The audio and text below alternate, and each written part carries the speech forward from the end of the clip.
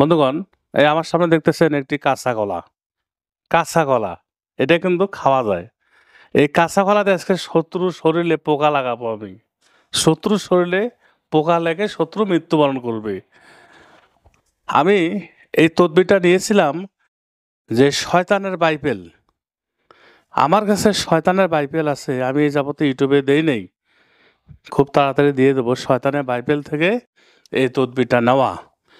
এই এই আমলটি করলে শত্রুর শরীরে পোকা লাগবে।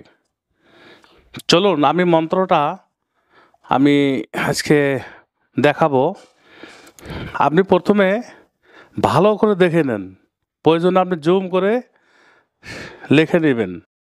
যারা কবিরাজ তাদের প্রয়োজন আছে। শত্রু শরীরে পোকা লেগে শত্রু মারা যাবে। আপনি কি করবেন, এই কলাটা প্রথম যে গাছে কলা ধরে সেই গাছ থেকে কলাটা শনিবার দিনে এক নিঃশ্বাসে আপনি একটা কোপ দিয়ে একটা কলা নিয়ে আসবেন।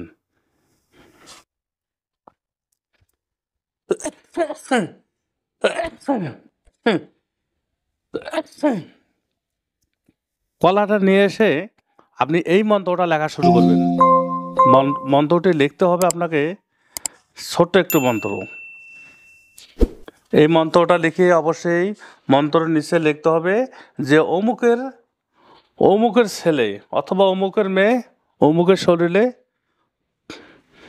মানে পোকা লাগে, মানে এই ধরনের একটা আপনি উচ্চারণ করবেন আর কি। আর অথবা এগুলো লেখার দরকার নেই, এগুলো না লিখে শুধু নাম লিখবেন যে অমুকের ছেলে অমুক, এইটুকু লিখলেও হবে।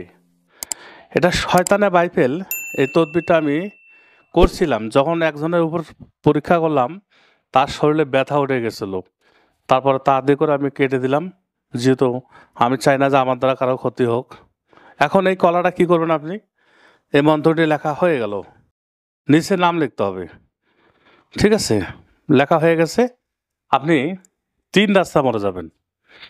3 রাস্তা মরে গিয়ে 7 থেকে 21 দিনের মধ্যে সংকট মুক্তি, অসাধ্য সাধন, অবাধ্য বাধন, ভিপি ও পার্সেল যোগে তদবির পাঠানো হয়।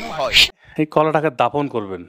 দাফন করার পর যেভাবে মুসলিম মানুষ মারা যায় সেভাবে কলাটা দাফন করবেন।